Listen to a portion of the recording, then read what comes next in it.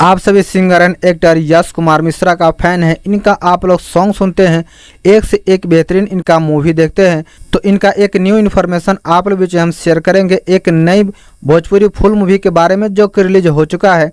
तो कौन सा मूवी है, किस चैनल के माध्यम से और कौन सा कलाकार काम किए हैं, कैसे फुल मूवी वॉच कर सकते हैं, सारी इन्फॉर्मेशन इस वीडियो के माध्यम से आप लोग बीच हम शेयर करेंगे।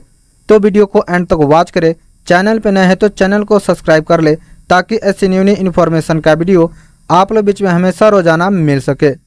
जो कि मूवी का नाम है जीना इसी का नाम है।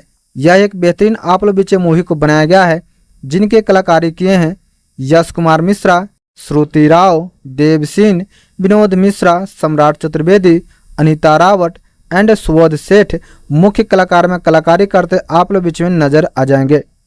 म्यूजिक से सजाए हैं साजन Mishra and Bharat Chauhan ji.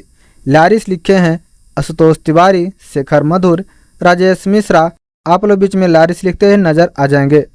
Singing किए हैं इस मूवी में विजय चौहान, बिरबल बिहारी, प्रियंका सिंह, संध्या सरगम सिंगिंग करते आप लोग बीच में नजर आ जाएंगे। स्टोरी एंड राइटिंग किए हैं बीरू ठाकुर जी। इस मूवी को डायरेक्ट किए हैं चंदन सिंह जी।